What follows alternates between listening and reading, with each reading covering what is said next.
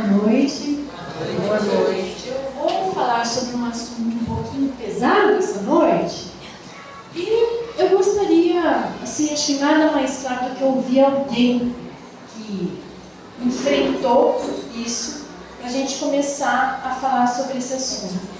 Então eu gostaria de trazer um trechinho, um depoimento do Nazareno Feitosa, que é um expositor espírita e que vivenciou na pele essa experiência não tão agradável de depressão e de suicídio.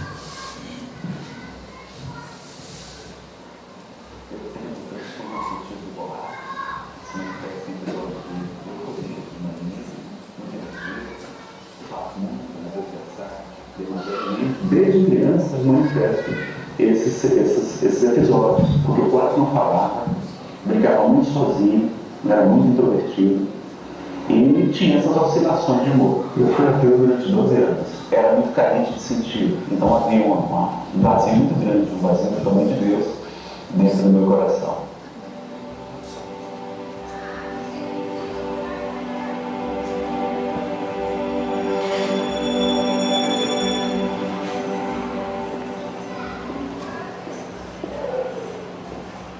Todo mundo, você percebe que a depressão já é considerada a grande doença desse século XXI. E mais do que isso, é a incompreensão do outro sobre os meus sentimentos que me torna triste, melancólico, depois depressivo. Eu me recordo que quando eu ainda criança, várias vezes eu pensava em cometer o suicídio.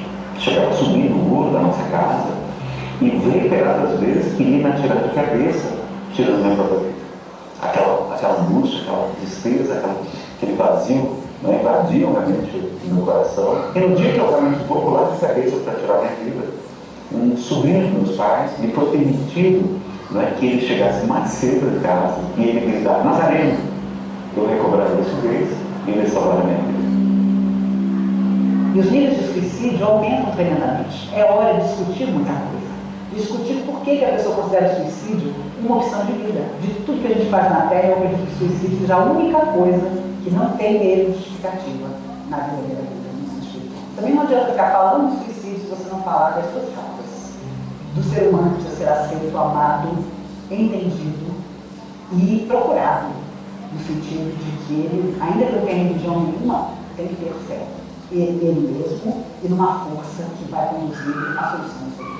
A depressão é uma das principais causas para o suicídio, né? E sabemos como ela tem tratamento, como tem medicação, como tem psicoterapia, como tem os tratamentos espirituais, não só na doutrina espírita, mas em todas as religiões, as pessoas podem ser beneficiadas com mais espiritualidade, com a sua religiosidade, e sobretudo quando elas saem de si mesmas, eles partem para o trabalho do bem, para o trabalho assistencial, para a caridade, para pegar o evangelho, para pegar a doutrina espírita, os corações, a gente sai, né, daquele mundinho e encontra felicidade e consolo para o nosso coração.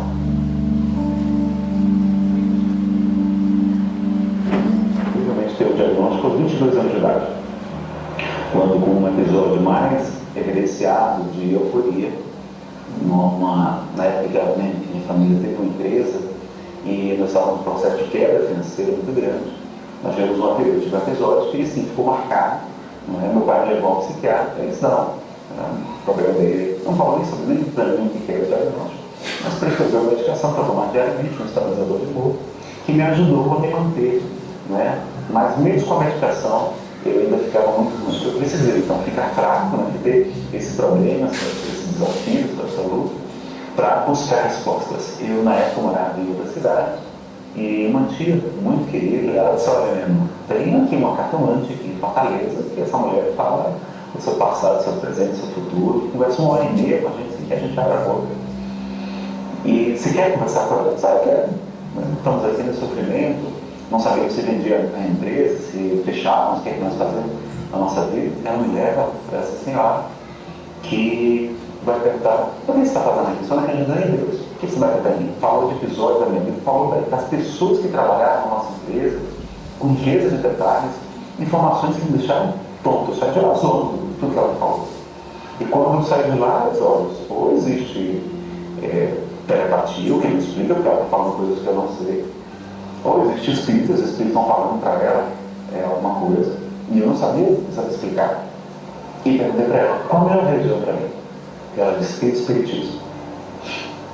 E eu fiquei, né, aquela informação, essa cartão já desencarnou antes que as pessoas escrevam para o programa querendo saber o nome dela, mas veja como Deus se utiliza de diversas maneiras de nos conduzir à fé novamente, ao entendimento. Coincidentemente, porque não existem coincidências, eu estava lá com a moça que é espírita, ela me deu um livro pequenininho, chamado Nós, o Mundo Espiritual, e eu decorei aquele livro uma noite e encontrei na doutrina espírita essas respostas que meu coração todo se ata, e hoje me encontro muito bem, muito feliz por ter encontrado essa doutrina tão consoladora, que nos esclarece, que nos estimula, mas que nos traz esperança e alegria de viver. Foi na doutrina espírita, com o tratamento espiritual, que foi tratado um processo obsessivo, que havia um problema de uma moça, de uma jovem, de uma outra vida, que eu havia magoado muito, e que ela desencarnou com muita mágoa de mim, muito ódio, misturado ainda com aquela ligação amorosa, aquele ódio misturado com amor. E durante o sono físico, quando a gente tem o fenômeno da emancipação da alma, a gente pode se libertar um pouco do corpo, eu ia com ela para regiões eróticas do mundo espiritual e passávamos a noite tendo relacionamentos íntimos. Porque então ela vampirizava, ela sugava as minhas energias vitais. E por isso eu acordava completamente desenergizado. Quando ele me falou isso, eu achei muito curioso, porque a minha depressão era principalmente de manhã. O que fazia gravar o sentimento de culpa, eu ficava achando que era preguiça. Era também preguiça, não era só preguiça, não. Então, e à tarde eu estava melhor, de noite normalmente estava bem. Porque 4 reuniões, eu tive um restabelecimento maravilhoso. Tanto ponto de a psiquiatra suspender a medicação. Eu gostei tanto daquele estudo do Evangelho sobre o Espiritismo em pequenos grupos, na federação, que comecei a me tornar um voluntário também, e foi um trabalho que eu encontrei o melhor tratamento. Porque quando a gente se ocupa com algo que nos faz bem, quando a gente descobre os talentos que o Pai nos confiou e coloca-os para multiplicar, aí a gente encontra mais felicidade na vida. E com esse trabalho no bem, a gente sabe que a caridade, que o amor em ação, ela cobre a multidão de pecados. A gente conhece no Evangelho segundo o Espiritismo, tem a informação de que os espíritos atrasados são instrumentos para a nossa elevação. Porque os espíritos nada mais são que os homens e mulheres que já viveram. Essas pessoas que nós já magoamos em outras vidas, e elas têm essa mágoa, querem se ligar, etc., como é natural, e elas acabam sendo instrumentos do bem, nos conduzindo às igrejas, aos templos protestantes, budistas, católicos, nas casas espíritas, e assim nós crescemos espiritualmente. Então é interessante ver a doença também com esse papel terapêutico. Nem todos vão ficar curados com tratamento com passos, seja na casa espírita, seja em outras religiões, em outros lugares. Por quê? Porque a doença muitas vezes já é o nosso próprio tratamento.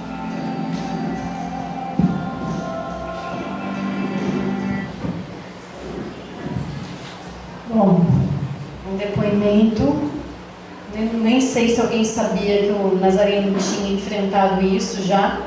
Depressão desde a infância, com um episódio suicida que a família também não sabia, não tinha conhecimento, né? Foi um dia um sobrinho dos pais que o impediu, né, de cometer esse desatino. E ele conseguiu descobrir a causa, né? Era um processo obsessivo. E ele tem recorrentes episódios, ele chama-se de episódios românticos. Ele não fala que ele fala que ele tem desafios evolutivos, ele não tem problema, são desafios evolutivos. E que esses vamos dizer, esses obsessores voltaram. Ele obsessou a medicação, mas esses outros obsessores voltaram no momento que ele estava mais forte. Ele até numa reunião mediúnica ele pergunta, mas por que? Outro de novo. Você está forte. Você tem que ter esses resgatinhos ainda aí. Então nós podemos perceber, ainda que nós nos esqueçamos um momentinho que nós somos espíritas, tem alguma coisa estranha acontecendo. O mundo está diferente. Nós estamos num momento de transição planetária. Está acontecendo uma crise aqui. E que crise é essa? Ela é econômica?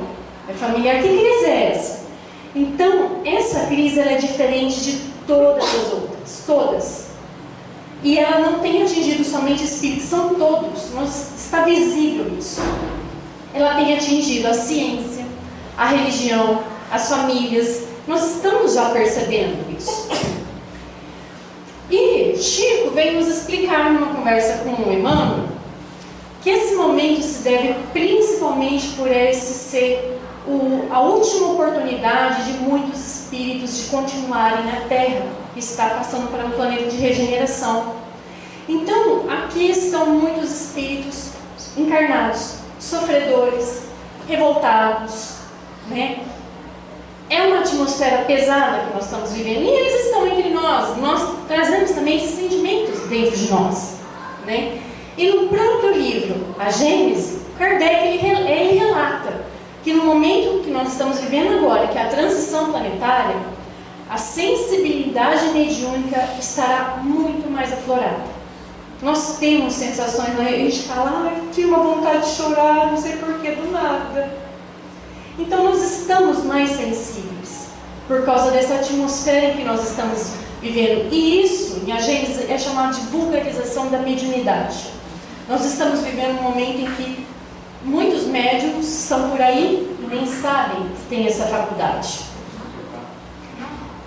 E nós estamos assim, vulneráveis. E por que tem alguns que enfrentam tão bem certos problemas e outros desmoronam? Qual que é a diferença? Hoje, para a Organização Mundial de Saúde, a depressão é considerada um mal do século, né? Antigamente não se falava em depressão, falava-se em melancolia, falava, é preguiçoso, está fazendo corpo mole, é fraco. Só que hoje já existe, inclusive, um Código Internacional de Doença. São vários os transtornos mentais, né, que são diagnosticados. Então, quais são os dados estatísticos hoje? Nós temos quase 500 milhões de depressivos no mundo. É muita coisa. E a maioria tenta suicídio. Muitos não falam que vão tentar. E muitos até tentam, desistem e também não contam para ninguém. Ocorre um suicídio a cada 30 segundos no mundo. Há cerca de 800 mil suicídios no mundo por ano. Fora aqueles que não são computados. Porque há pessoas que chocam o carro contra uma árvore, contra um muro, falam, não foi um acidente. E ninguém sabe se aquilo foi realmente um acidente ou se foi proposital. Então, nessa grande estatística, 36% são transtornos de humor. E aqui nós estamos os depressivos, né? 22% uso de substâncias, pessoas drogadas, tem os transtornos de personalidade, a esquizofrenia, alguns sem diagnósticos e outros diagnósticos. Então, hoje, falar de depressão e falar de suicídio é muito importante. E não é coisa de adulto. Hoje em dia nós estamos vendo balezo, criança que se mata. E daí depois ainda vão tentar culpabilizar o pai e a mãe. Como que não viu? Como que não viu como? É uma coisa muito silenciosa. É muito silencioso mesmo. Então, a gente às vezes pensa, né? Quando fala de depressão, é inútil. É inútil. Não dá pra fazer nada. O que essa pessoa vai fazer da vida? Daí vão lá, né? Encosta no INSS. Mas são pessoas muito capazes, são seres humanos. Exemplos de depressivos: Sócrates deixou um legado para a gente. Platão, Shakespeare, Abraham Lincoln, Santos Dumont, Mahatma Gandhi, Beethoven e tantos outros artistas que nem sabiam que eram depressivos, né? Francisco de Assis passou 1 ano acamado em depressão antes de fundar a Ordem Franciscana. E por que nós ainda temos vergonha, melindres, em admitir que nós estamos numa sociedade que essa doença é uma realidade, ou por que nós ainda nos negamos a auxiliar essas pessoas, a achar que elas estão fazendo corpo mole? O que nos incomoda? Será que nós já fomos? O que está acontecendo dentro da gente mesmo? Então, a depressão não tem uma causa. Não é como eu quebrar pé, ir no médico, no ortopedista, e isso vai sarar. Ela não está em um local, né? Eu quebro o dedo, minha doença está no dedo. Tem uma cardiopatia, está no coração. Onde que se localiza a depressão? Né? Não tem um local fisicamente. Isso torna o tratamento muito mais complexo. Então existem causas orgânicas, falta de atividade física, uma alimentação errada, pode levar à depressão. Uma programação reencarnatória, prova ou expiação. Nazareno Feitosa, ele descobriu que ele escolheu a depressão como prova ou expiação, porque ele foi um suicida na vida passada. Então, ele escolheu tanto a depressão, quanto trazer aqui um problema de hérnia cervical, uma doença mais para frente, eu cito o nome, que ele tem água na medula. Então, ele escolheu essa prova para ele se melhorar como pessoa. Os pensamentos, as nossas emoções, os nossos sentimentos, eles podem ativar a nossa genética. Então, se isso tem uma família com histórico depressivo, se a gente não colabora pensando coisas positivas, agindo no bem, certamente nós vamos ativar alguma coisinha ruim aí que está prontinha para disparar. Fatores psicológicos também, uma causa psicológica, conflitos, traumas, fobia social, culpa, mágoas, apego, abortos, pessoas que não se perdoam, também vão disparar aí uma depressão. Maior sensibilidade aos espíritos também pode causar uma depressão. E aí tem até a palestra que nós tivemos, né? Que pode acontecer disso daqui ser tão forte que a pessoa enlouquece. Ela não sabe que ela é médium, aquilo lá, o médico vai lá, nossa, você tá louca, né? Toma um remedinho, aquilo não para, você vai se intensificando. E nossos hospícios, eles estão cheios de médiums que não foram tratados, entendidos e orientados. Causas espirituais, tem correlação, né? Obsessão e auto-obsessão. Sociais, falta de recursos, a pessoa quebra financeiramente e ela não aceita aquela nova realidade, entra num redemoinho que deprime mesmo. Guerras, é difícil manter o equilíbrio em situações dessas. Preconceito, questão dos homossexuais, se nós pegarmos, são os que mais suicidam. Isolamento é um perigo. Você não tem parâmetro, você não tem com quem conversar. Você achar que o seu problema é o maior do mundo, que não tem saída, te leva a atitudes extremas. Fatores educacionais, o tédio. A mídia, que ressalta o mal, o sofrimento, valoriza a riqueza, a beleza, o poder, a juventude. E aí a pessoa não atingiu aquilo, ela é rechaçada e ela fica depressiva, né? A gente vê, hoje em dia pega um padrão assim, ó, lindo, impecável, uma Barbie por aí, Barbie quem? E se a gente está fora disso, como é que faz? Vai deprimir? Vai tentar se matar? Como é que a gente vai viver? Como é que a gente vai lidar com tudo isso? E também tem casos de saudades de regiões espirituais mais felizes, né? A gente não lembra por onde nós passamos. E podemos ter passado por regiões muito felizes, muito bonitas, e é difícil aceitar, né? Que nós estamos aqui hoje, no meio ao sofrimento, no meio à dor, no meio à angústia. Não é fácil, mas é também uma das causas. Falta de autoconhecimento. Não saber o que quer, o que gosta. Então só replica padrões. Eu só copio o que os outros me impõem. E daí como é que fica a minha vontade? Eu não me conheço, eu vou ficar infeliz. Se eu gosto de uma música e eu convivo com pessoas que só ouvem funk e eu não quero sair desse grupinho, vou fingir que eu gosto. Uma hora aquilo não vai me deixar triste.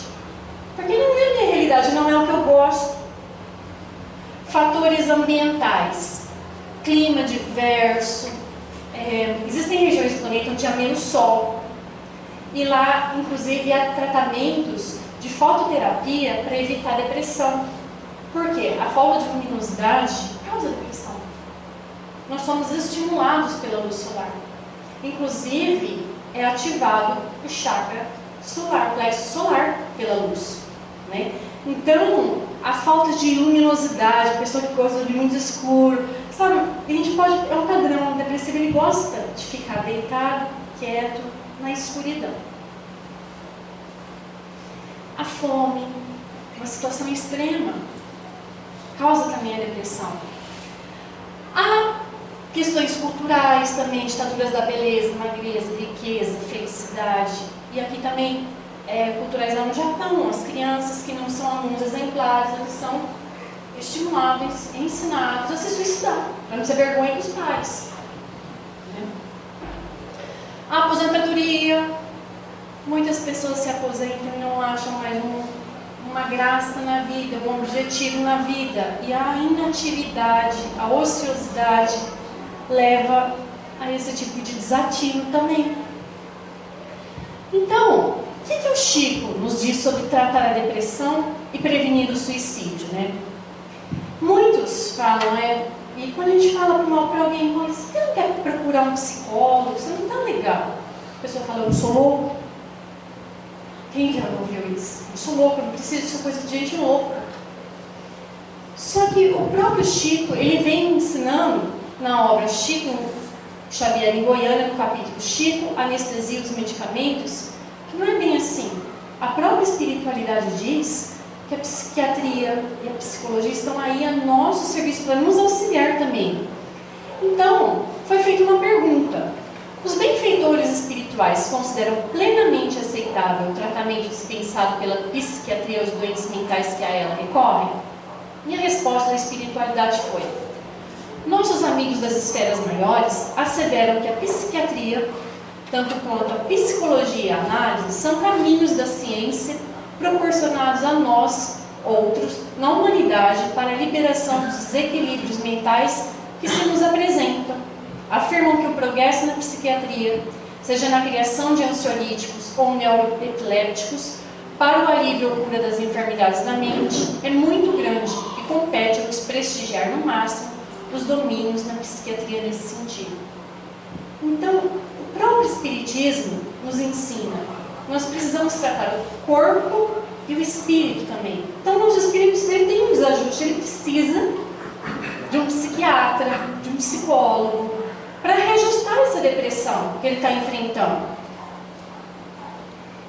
E quando a gente fala de suicídio, quais as principais causas do suicídio? O materialismo, que hoje ainda é muito presente.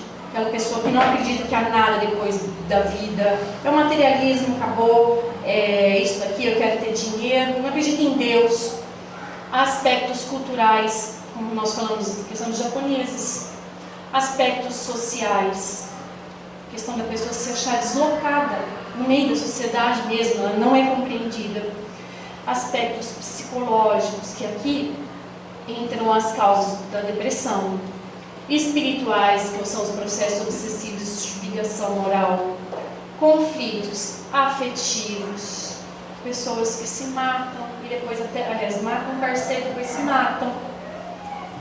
Conflitos sexuais, muitas pessoas, inclusive por posições extremas de religiões, falam, não pode, o sexual é coisa do diabo.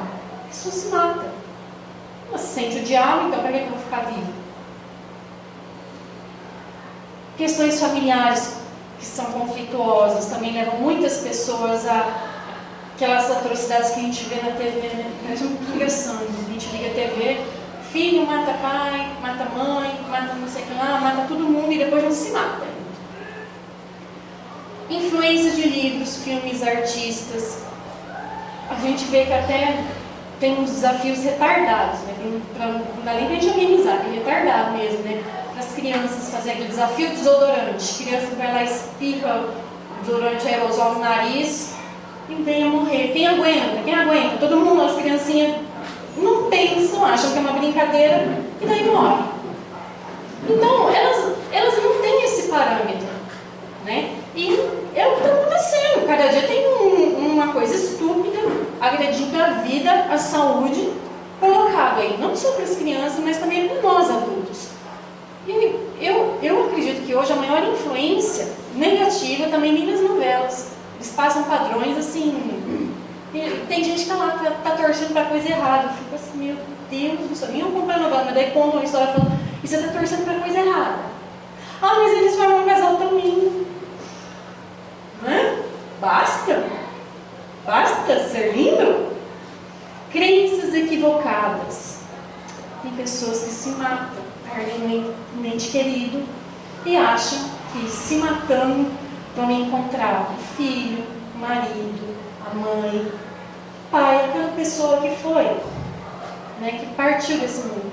E daí a pessoa vai ficando assim, ó, de uma forma, no espírito dela, ela vai ficando completamente mutilada por todas essas influências materiais, culturais, sociais, psicológicas. E se ela não receber auxílio, amparo, desaba mesmo. Então, o Espiritismo ele vem trazendo dois tipos de suicídio existentes, né? Que é o direto, que é aquela pessoa sã que tira a própria vida, e o indireto, que também é chamado de involuntário, que é quando a pessoa não tira a própria vida diretamente, que é o exemplo de André Luiz em nosso lar. André Luiz era médico, desencarnou, não entendeu, foi para um umbral, ficou lá 8 anos, sofrendo, né? E ainda foi resgatado para o nosso lar, chegou orgulhoso, mas eu não sei por que eu fiquei lá. Não sei. Aí na hora que esclareceram ele que os hábitos alimentares, o modo de vida dele, a vida desregrada, ele contraiu sífilis, transmitiu sífilis para a secretária do lar, entendeu? Todos esses desajustes dele, essa vida bagunçada, sem ter cuidado com o tempo que é o corpo que Deus nos deu, tudo isso levava ele para o umbral. E a espiritualidade nos diz que tem uma grande galera igual ele lá, né? E nós somos fortes candidatos quando não cuidamos da saúde, quando fofocamos, não cuidamos daquilo que nós falamos, quando envenenamos os outros com palavras. Então, é isso que nós vamos encontrar, infelizmente, muitos de nós, né? Se a gente não mudar de verdade, nós vamos ser André Luiz por aí. Então, o Livro dos Espíritos ele vem abordando esse assunto, ele vem tratando um capítulo de desgosto da vida e suicídio. Então, nós temos respostas para tudo isso que nos é nos colocado. Então, a pergunta do 943. De onde nasce o desgosto da vida, que sem motivos plausíveis se apodera de certos indivíduos? Então, por que algumas pessoas elas simplesmente desgostam? Estou apática, nem vontade de nada. Por quê? O Livro dos Espíritos tem uma resposta. Efeito da ociosidade, da falta de fé, também da saciedade. Para aquele que usa de suas faculdades como fim útil e de acordo com as suas aptidões naturais, o trabalho nada tem de árido e a vida se escoa mais rapidamente.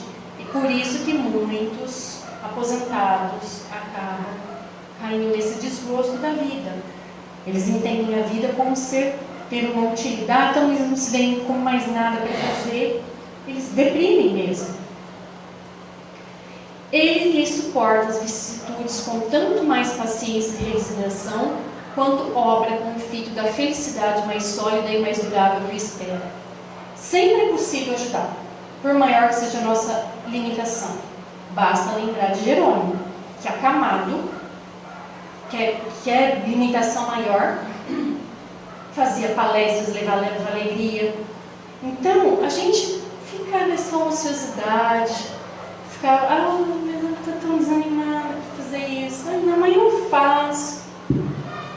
vai dando brecha essa semeada ali, uma maldadezinha, uma sementinha. Pergunta 944. Tem um homem o direito de dispor da sua vida? Não temos. Deus sabe mais que nós. Então nós nunca, jamais temos direito de decidir quando é a nossa hora de morrer. Só a Deus assiste esse direito. O suicídio voluntário, que é aquele em que a pessoa em sã consciência pega uma arma, se mata, corta os pulsos, importa numa transgressão dessa lei. E daí tem uma ressalva aqui. Não é sempre voluntário, então, o suicídio? O louco que se mata não sabe o que faz. Em quantos processos obsessivos as pessoas tiram a própria vida?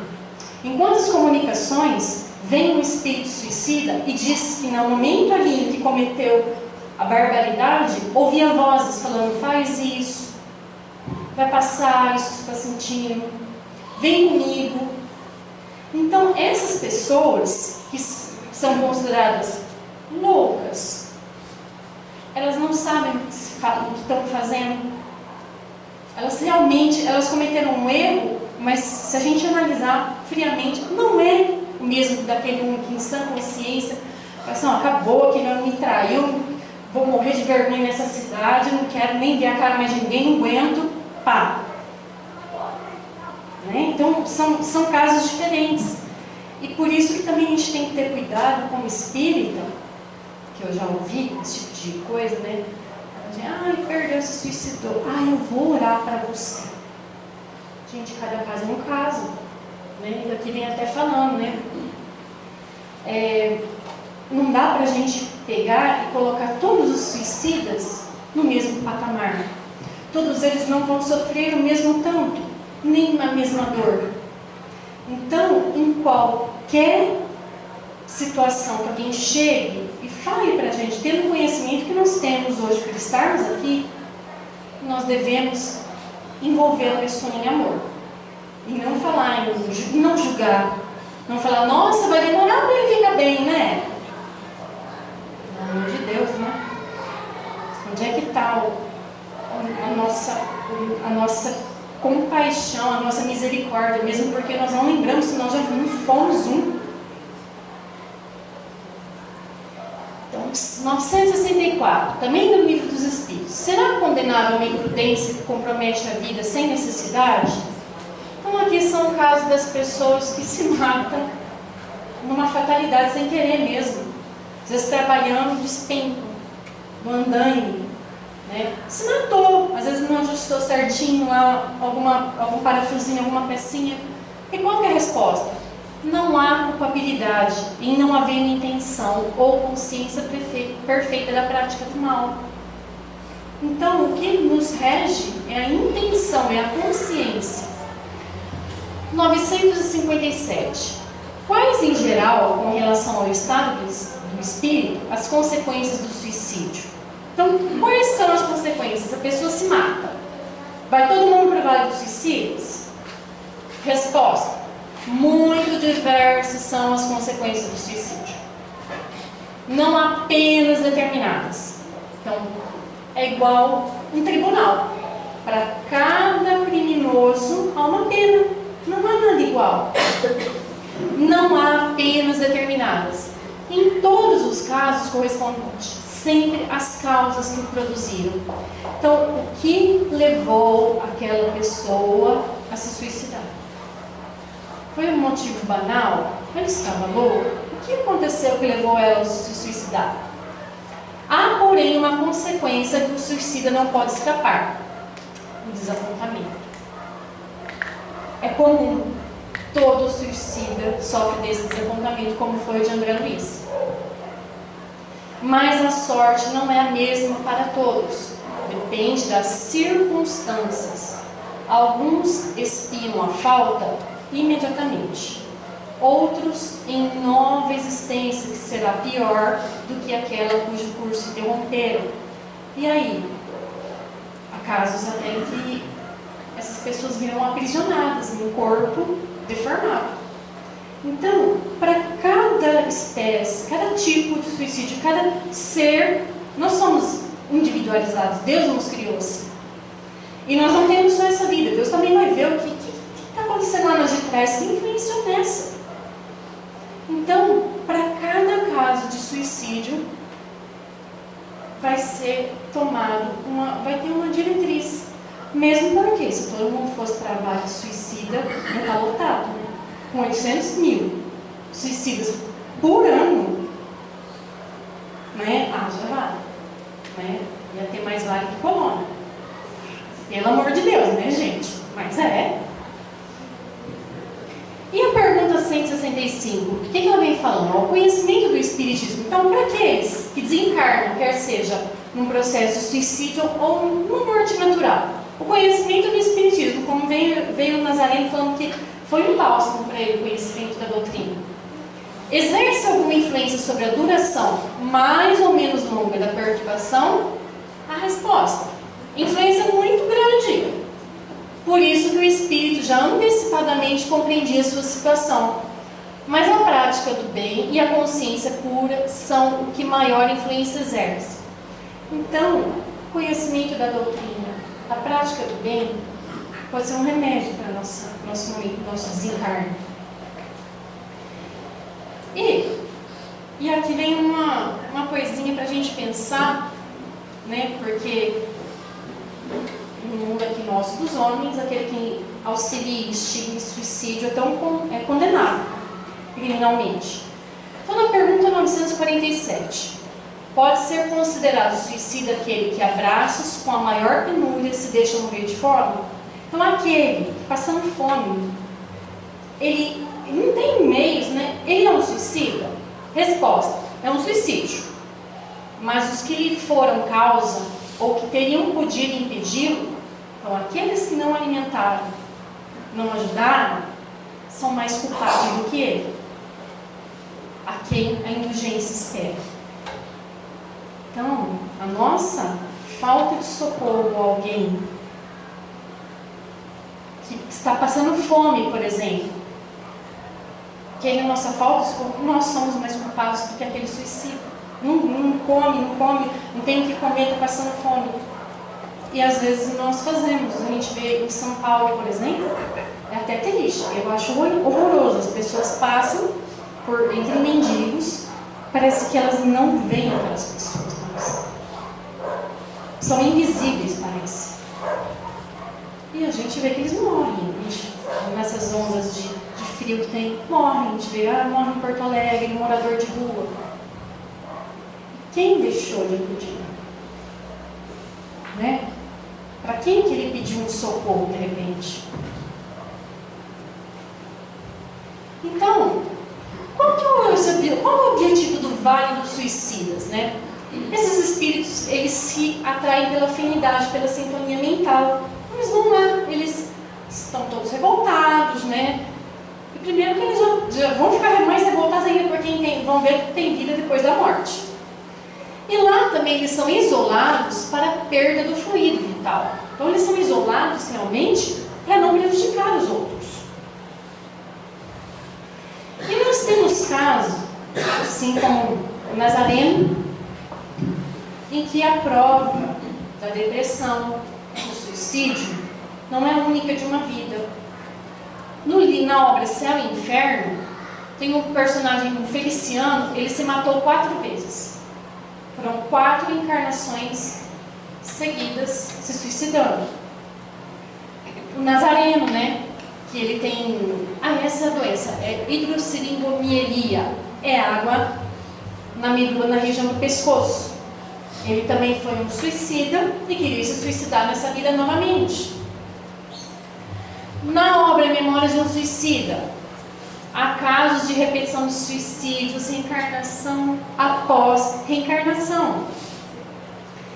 E aí a gente fala, mas e aí? Como é que faz? Quem é que vai organizar tudo isso? Quem é que julga todos esses desatinos, né? No Livro dos Espíritos, na pergunta 621, vem falando, onde está escrita da lei de Deus? Então, onde é que Deus determina tudo isso? Na consciência de cada um. Então a pessoa, quando ela se dá conta que ela terminou com a própria vida de uma maneira tão brutal, ela aceita uma prova difícil de novo, mesmo que ela venha falhar. Ela aceita aprender. É igual um aluno que na escola repete de ano, repete de ano, repete de ano, repete de ano, até que uma hora ele passa. Não é fácil, porque imagina que inconscientemente tudo aquilo está registrado nele, toda aquela dor, e também aquele sentimento de que aquilo é o caminho mais fácil. Então, nós somos prisioneiros de ignorância, nós não sabemos nada perto da inteligência de Deus. Nós devemos aplicar a premissa do conhece-te a ti mesmo, que é a resposta da pergunta 919 do Livro dos Espíritos, como fórmula emancipadora, buscando o conselho da nossa própria consciência. Tudo que a gente quer, a gente está tudo dentro de nós. É só a gente silenciar, sintonizar com Deus, que a gente tem todas as respostas. A questão é engolir o orgulho e aceitar que aquilo lá é a resposta. Nossa, é duro. Mas a gente tem todas as respostas. Então, no Pinga-Fogo, de Chico Xavier, ele vem falando sobre o suicídio e como reencarnam os suicidas. Eu vou ler aqui para vocês um trechinho que era um vídeo, então eu resolvi transcrever. Quando cometemos o suicídio, quando perpetramos o homicídio conscientemente, nós dilapidamos em nós mesmos determinadas estruturas do nosso corpo espiritual. Passamos então à condição de criaturas claramente alienadas do ponto de vista do equilíbrio mental na vida próxima. Sem o corpo, somos hospitalizados em cidades e colônias do mundo espiritual pela benemerência de nosso Senhor Jesus Cristo, através dos seus mensageiros, como verdadeiros doentes mentais em estado grave. E tão somente o regresso ao corpo físico pode operar em nós, isto é, facultar-nos a possibilidade de reestruturação daqueles mesmos implementos do corpo espiritual que nós destruímos. Então, a agressão do suicida ao corpo físico agride o perispírito, o corpo espiritual também. E para consertar aquela lesão ao corpo espiritual, só voltando para a carne.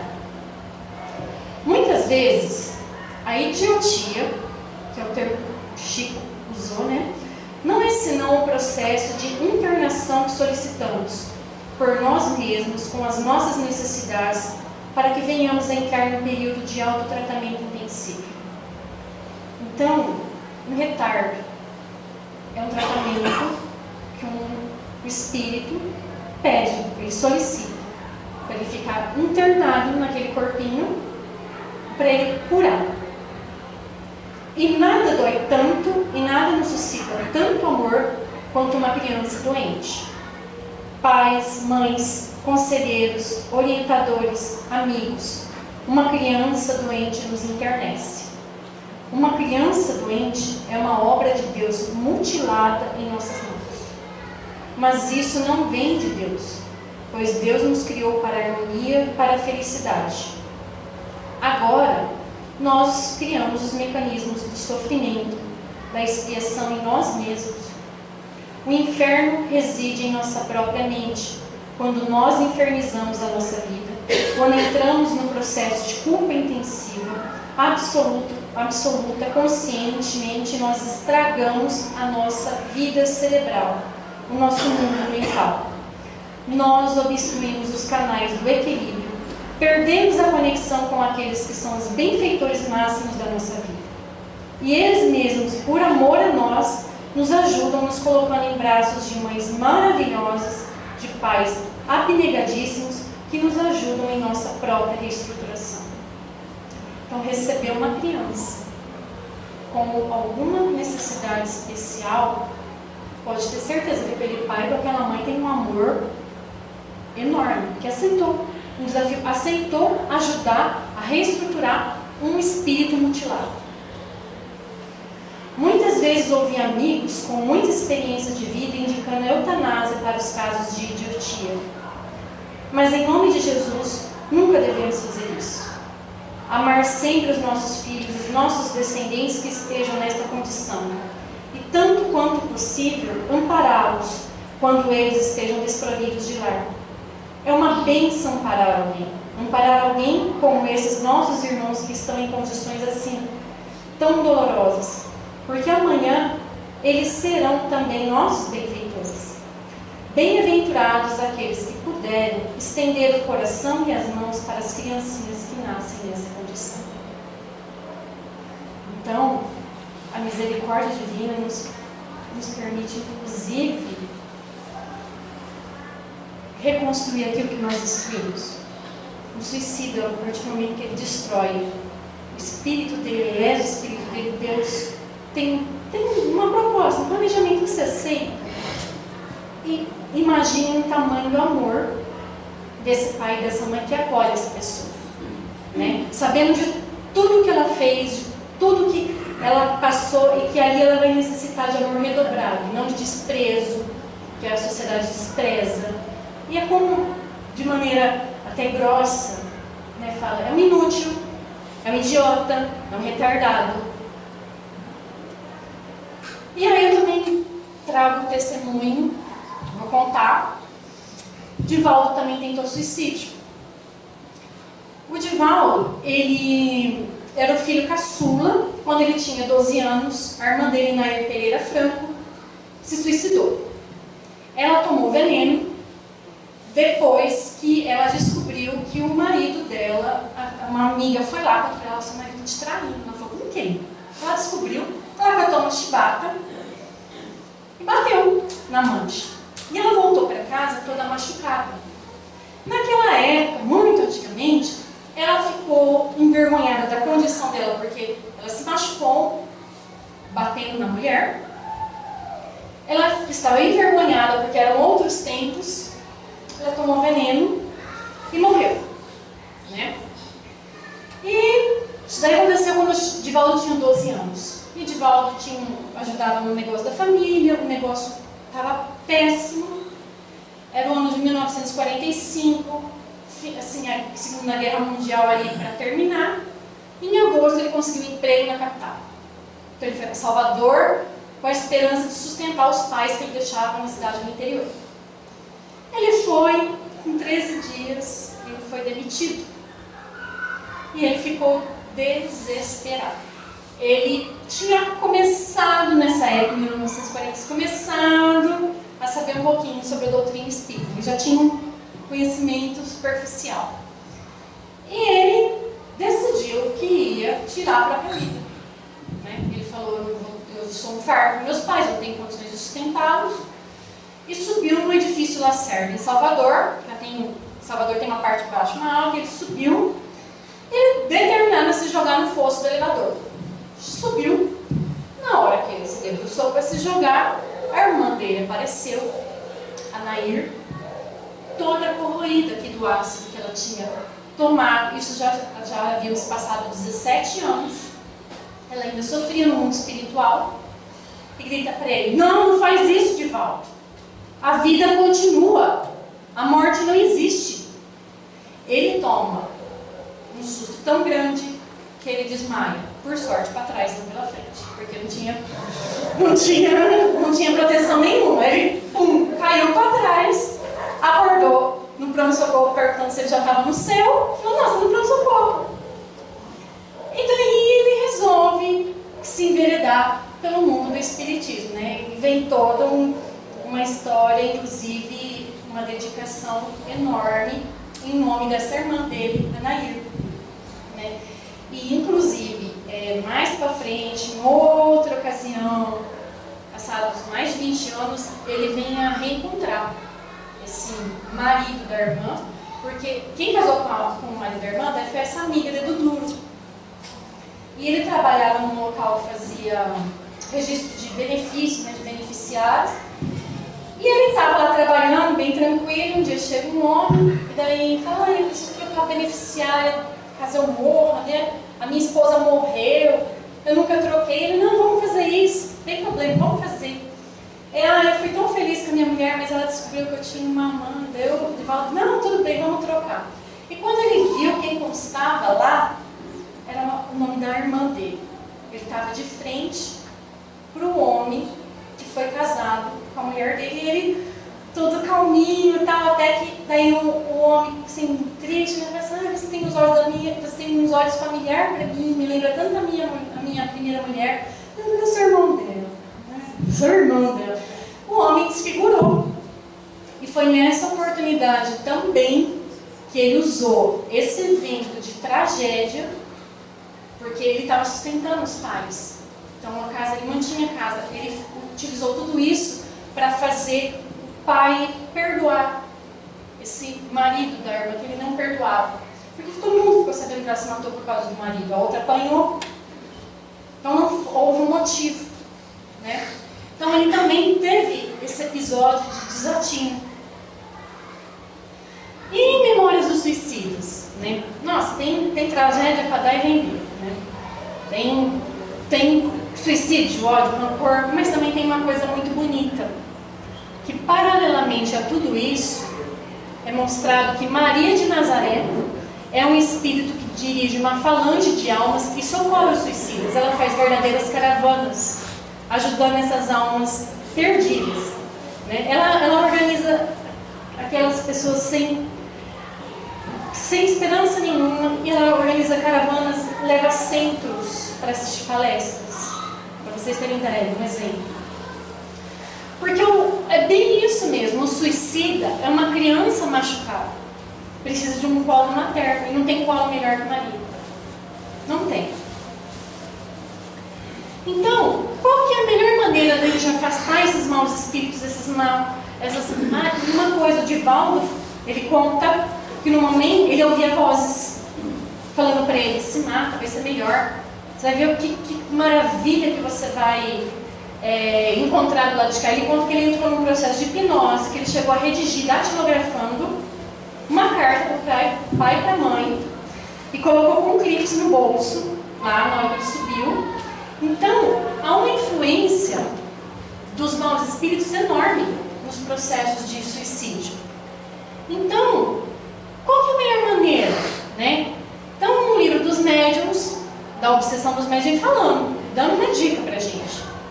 Ressalta do que fica dito em ensinamento de grande alcance, que as imperfeições morais dão aso à ação dos espíritos obsessores, e o que mais seguro meio de as pessoas se livrar deles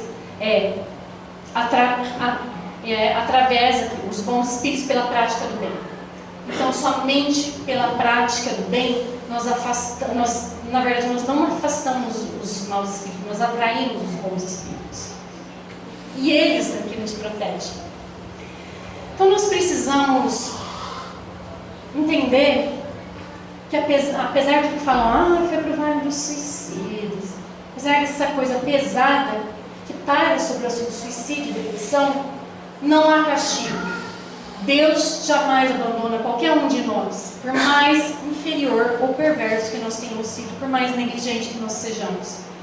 Não, Ele não castiga porque Ele sempre é amor. Ele não perdoa porque Ele não ofende jamais. Então é por isso que o nosso tribunal é a nossa consciência mesmo. Cada um por si mesmo recebe de acordo com suas obras e no limite do seu entendimento. A lei divina é amor. Não há punição, nós que escolhemos vir com certas limitações. E há sim oportunidade de correção. É uma autoeducação. Então, o suicida é um espírito em sofrimento, mas ele já estava em sofrimento da terra. E nós falhamos em não termos auxiliado, percebido até. Não foi suficientemente visto, socorrido, amparado. Quando ele pratica esse ato, ele está se ferindo. Agora, que espécie de pai seria Deus se ainda punisse esse ato? Imaginem vocês, a criança chega diante de vocês, pais, machucada, a gente ainda vai lá e termina de bater mais nela. Tem lógica. Deus não faz isso conosco. Então, ao vermos uma criança, né, que se machucou por descuido, teimosia, inexperiência, a gente corre, socorre. Entenderam? Então, trazendo, a gente vai lá, lava, oh meu Deus, vamos ver se daqui dá para cuidar aqui em casa, vamos para o hospital, né? A mãe abraça, o pai abraça, beija para parar o choro. Então, não consideraríamos, abaixo de qualquer crítica, um pai ou uma mãe que ainda espancasse a criança machucada. Tem lógica? Não tem. E deixasse chorando sem socorro, ou então se sentisse ofendido. Que pai que mãe se ofende? Não se ofende, Deus também não se ofende com essas pessoas que se machucam.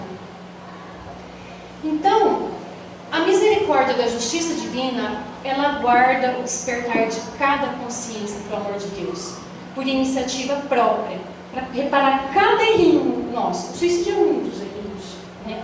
Um errão talvez, mas é um deles, porque nós cometemos tantos, nós nos matamos todos os dias com veneninhos. É um reajuste da consciência.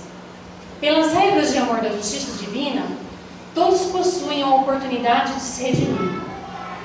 O assunto é pesado, mas como eu tinha falado uma vez para a Anice, eu me senti à vontade pelo seguinte: no dia 31 de abril de 2016, a minha avó desencarnou por um suicídio inconsciente. Ela queria morrer. Ela falava todos os dias que ela queria morrer e ela parou de comer, né? Os hospitais não ficavam mais com ela, né? Ela está saudável, né? Até que um dia ela vomitou sozinha e se engasgou com o próprio vômito, teve uma parada cardiorrespiratória e morreu. Daí, passado um mêsinho e pouco depois, no dia 27 de maio do mesmo ano, eu e minha mãe encontramos meu tio enforcado. Ele não aguentou a perda da mãe, morava com ela, e se enforcou. Ele não deu um sinal. Entendeu? A gente precisa começar a perceber o que está acontecendo com quem a gente ama. A gente precisa da abertura para chegar um coração no outro. Por que é vergonhoso eu expor uma dor? Não é vergonha pedir socorro. Não tem nada de errado. Não é fraqueza, depressão. Se expor é coragem hoje em dia. Porque fraco é quem decide assim. Foi um momento assim, porque a gente nunca vai ter uma resposta. Nunca, porque ele não deixou nada. Entendeu? Eu peguei celular, a polícia chegou, fui dar depoimento, entregamos o celular, entregamos o notebook, não tinha nada. Ninguém o instigou, ninguém o incentivou, ele não ligou para ninguém, simplesmente foi lá e fez. E isso está acontecendo com crianças, com idosos, e a coisa é tão louca que ele, juro por Deus, ele se suicidou de uma altura assim, ó, uma tranca de uma janela, com uma, pior ainda, né, com a coleira da minha cachorra. Então, parece que quando a pessoa quer, ela destrói a própria vida. E o amor cobre uma multidão de pecados. A misericórdia divina é infinita. Eu mando amor para ele infinitamente, diariamente, para ele e para minha avó. Os dois foram meus padrinhos, porque eu vim de uma família católica. Então, o meu amor por eles, assim, eu sinto saudade, mas eu acredito em Deus, eu acredito que eu vou revê-los. Eu quero muito abraçar os dois. E quando a gente pensa no suicídio, a gente também ajuda. A dor de cada um é tão pessoal, gente. Às vezes a gente fica bravo com uma criança, mas você está fazendo drama por uma coisa tão pequena. É o mundinho dela, é o momento dela. Entendeu? Então, que a gente possa olhar para filho, para pai, para mãe. Está muito quietinho? O que está acontecendo, mãe? O que está acontecendo, pai? Você não quer conversar? Um amigo. Eu tenho uma amiga que essa semana que passou falou assim: você viu que você ficou 2 horas no telefone? Eu falei: mas a minha amiga precisava falar. Quantas vezes a gente oferece isso daqui só? Quantas vezes a gente para, sempre fala assim: não, pode falar. Mesmo que a gente vai ter que depois, para atrasar tudo a agenda da gente, a gente fala: não, fala, o que foi? O que eu posso? Nossa, jura? E daí a pessoa está com outro timbre de voz no final da conversa. Ela precisava falar, ela precisava desabafar. E o triste é quando a pessoa não encontra isso dentro de casa. É muito triste, é horroroso. Então, que a gente não fique com dedos para falar disso. É um problema, a depressão é um problema. precisa de médico, precisa de apoio. A casa espírita oferece um amparo imenso. Pede para alguém com quem confia, vai procurar um tratamento. Não deu certo com o médico, vai em outro. Entendeu? Eu já estou no terceiro ortopedista. Entendeu? Eu estou com um problema no joelho. Estou no terceiro ortopedista. Uma hora vai um lá que fala para mim, não, você tem isso. Todo mundo fala assim, vai ser feliz. Vai ser feliz não é um diagnóstico para mim. Entendeu? Então, psiquiatra, psicólogo, é isso também. É um casamento, é uma afinidade, porque você vai ter que confiar nessa pessoa para contar um problema seu, angústias suas, de repente mexer em coisas que você não quer revelar. Então que a gente aprenda a acolher mais na família, os amigos. E não tá chato, de repente, aquela pessoa que a gente fala que é chata. Ai, mas ela liga, olha o tanto de tempo que ficou falando comigo. Ela precisa falar. Todo mundo hoje está tendo uma necessidade urgente de falar. E a gente precisa falar, mas também aprender a escutar. A gente tem dois orelhas para falar mesmo, vamos ouvir um pouquinho mais quem está precisando. Né? Então era essa mensagem que eu queria passar para vocês. Espero que a gente possa rever esse tema tão pesado como sinônimo de Deus. Ele é misericordioso, bom. Ele é misericordioso em amor, em bondade. E que essas pessoas, se alguém tiver alguém na família, elas vão ter oportunidade sim. Elas vão ficar bem, elas vão voltar, elas vão se regenerar, elas vão passar de ano como uma criança que deu trabalho.